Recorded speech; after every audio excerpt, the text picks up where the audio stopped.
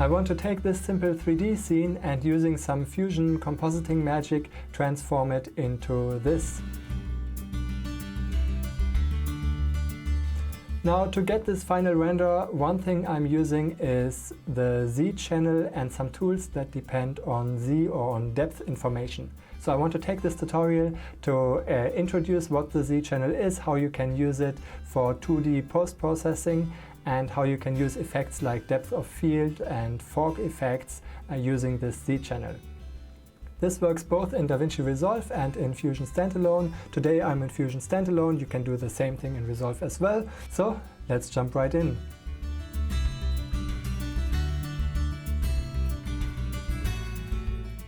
To get started, if you want to follow along, all you need is a simple 3D scene. Even a simple 3D text is more than enough to see the effect. If you want to use the same scene that I'm using, I'm providing the download links, and you can download this as well together with my final result and play along with it. In this scene, let me just show you what I have set up. So I have here a simple 3D model. I haven't created this myself. This is coming from Shahid Abdullah, and he provided this model for free on his website, and you can download it as well. I'm providing the link for that as well in the description. And then this house I'm putting over a grass plane like this. I'm displacing it a little bit, doesn't matter, just to make it a bit wobbly.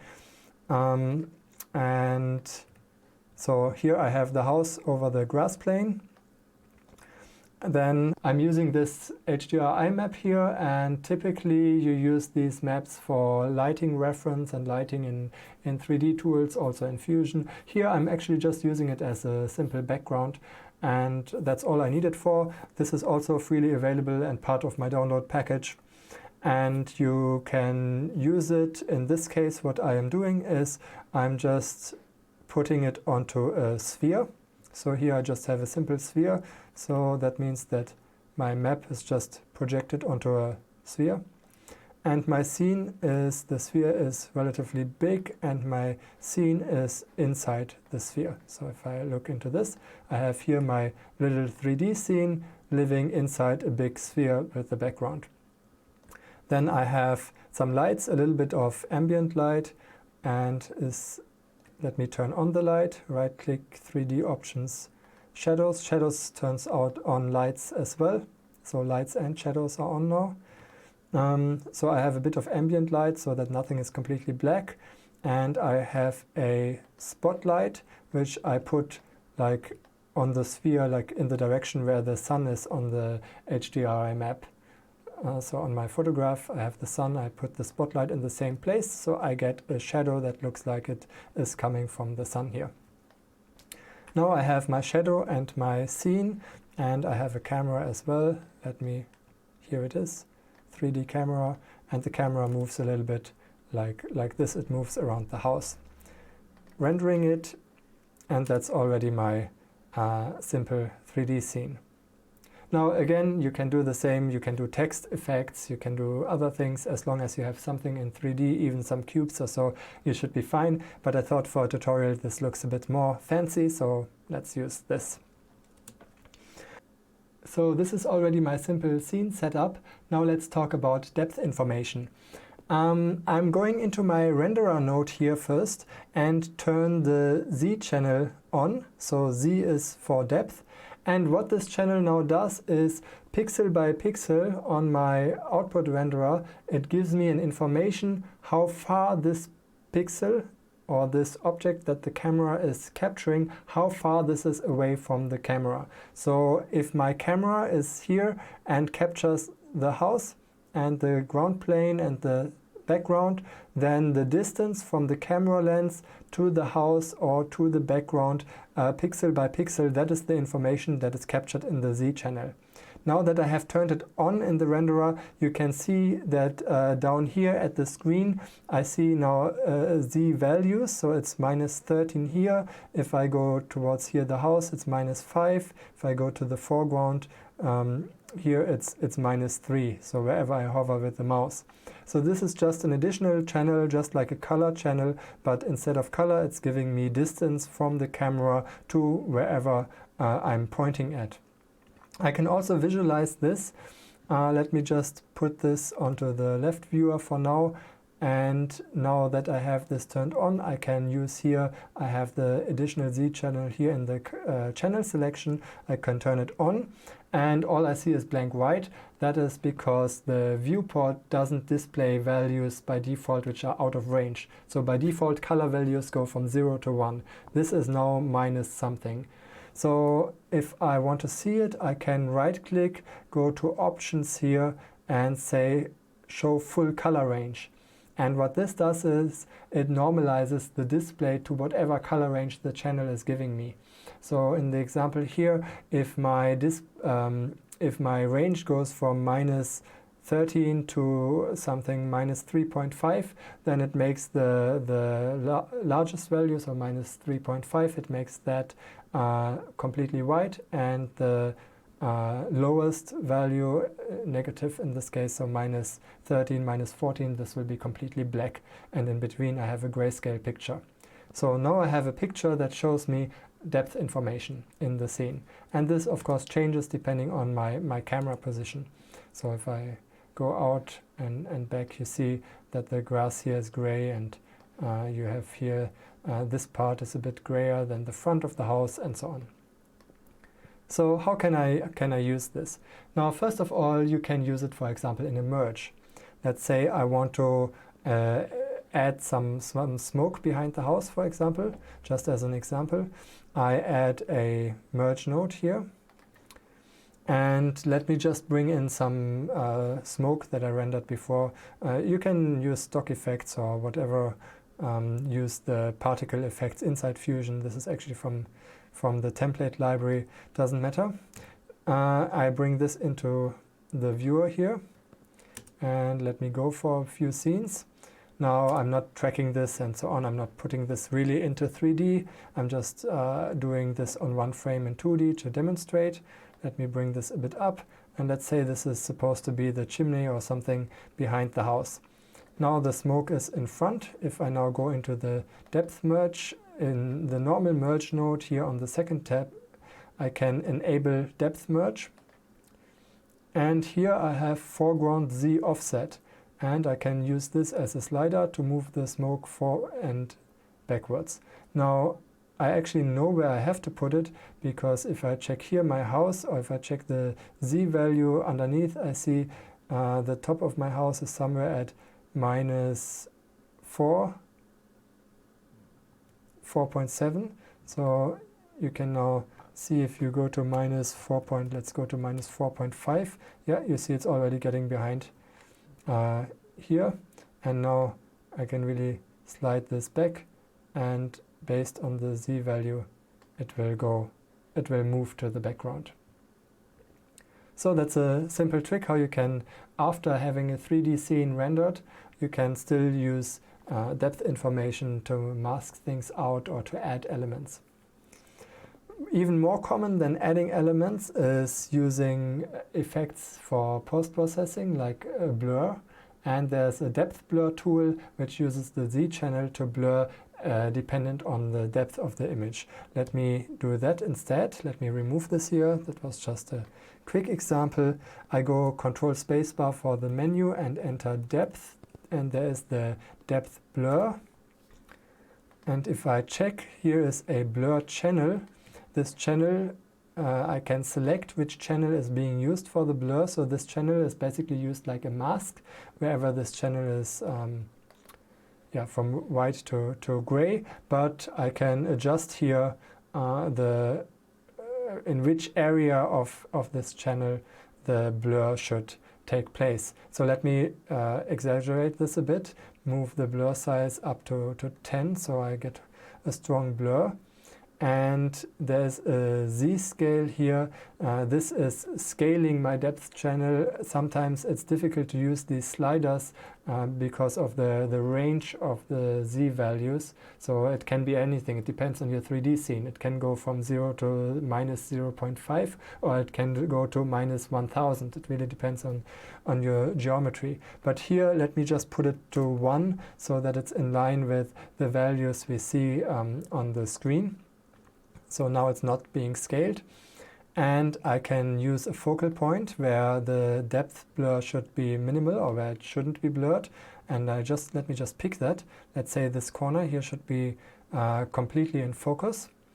Now this is the Z depth of this corner here, and now I have my blur, a very strong blur, and it starts practically immediately. Now if I want some depth of field, if I don't want everything blurred out, I can increase this a little bit, and just you see what is happening if I adjust this. So for example, like this, almost the whole house is in focus, but the complete background is blurred out. Or if I go even further, well, if I go beyond like 12 or so, then the background is completely sharp and I have no effect at all. So if I go, maybe I want some of the house being blurred like this, and then of course the effect should probably not be that strong, but maybe more like 1 or 2 or so. If you want a subtle effect, maybe like this, you can still see the effect. So I see that the end of the house is being blurred out, and here the end of my plane here is now being blurred together with the background, so that looks a bit smoother as well. So you can do something like this. And of course you can animate these parameters. So if you, my camera is moving, so maybe my plane of focus should move as well. So one thing what I could do, for example, is I can take the depth value at different frames over the whole timeline and animate it. Let's say I animate here the focal point, sample it here, and then maybe a few frames later, sample it here, and again some frames later. You get the idea. Sample it where I think it should be in focus, and at the end I just sample it on the front, something like this. You can animate it in different ways. You can use expressions and tie it to the camera and whatever you like. But for a simple example, this should do it. So this is how it looks like now. Now, one little warning for these kind of 2D depth effects. Sometimes you can have issues at the edges, especially if there are sharp jumps in Z depth. So let me illustrate what I mean. If I go back here and zoom in on my house, and let's exaggerate a bit again. And this time, okay, so I have enough depth of field so that my house is completely in focus, but my background is out of focus, and at the edge I see some problem. So my house is focused, but in the blurring of the background, you see that actually pixels from the house are being used to blur the background. And that's just the problem with the 2D blur. So when these pixels are being blurred, the blur radius will, blurring just means averaging pixels all around, right? So in the average now, pixels from the house will come in. So that's why I still get the clean edge from the house, but I see something muddy behind, which is not very good in this extreme example. Now, of course, if you don't want to use 2D tools, you can do real accumulation effects in 3D and can get real depth of field out of 3D. Let me just show it to you for comparison. So let me go to the renderer directly here, and now instead of the Z depth, I can enable the accumulation effects here, and depth of field is on. And in the camera I have my amount of blur, and in the camera I have my focal plane. So with the current setting I already get quite a lot of blur, and my focal plane is 4.9, so that's somewhere here. So the setting, the handling is kind of similar. You can decide how much depth blur you want, and you can decide where the point of focus is for your camera. The difference is now it's really being generated in 3D. So now we don't have these edge artifacts where we have, here we have a sharp edge. So we don't have these problems now because it's generated from 3D, but the problem is the way these accumulation effects are being generated. So basically, to get this defocus, you get the camera like from multiple images being taken with slight variance, and then they're being blurred, and images that are in focus that on the focal plane of the camera, they overlap and are sharp, and things that are behind or before, they get averaged out. So you have again a blur effect, but from 3D. The problem with this is it's taking quite a lot of computational power if you want to do this on a good quality level. So yes, you can do it, and sometimes it may be worth it, but frequently the 2D post-processing is just much more efficient. Now let me remove this again, and as a second tool that uses depth information, I want to use the fork tool. Now let me just, after the renderer, add this tool, fork. Now there are 3 fork tools. The first one is the one I want to use now. This uses the depth information from the Z channel. There's one which works in 3D, inside the 3D geometry, and there's one which uses world path position coordinates. So this doesn't use Z depth, but it uses a different render path. So for here, I just want to use the very simple fork tool. And I have a Z near plane and far plane. This just says from where to where do I want the fork. Let me set this. I just sample the near plane somewhere in the foreground, and sample the far plane somewhere in the background, and I should turn it on. And there you see what's happening. So I have a fork which is completely dense in the background and then goes gradually to the front. Very simple effect, very effective. Of course, you can change the color, you can change the opacity, maybe you want something like this. By default, it says that fork should be a bit bluish, which sounds about right to me, but yeah.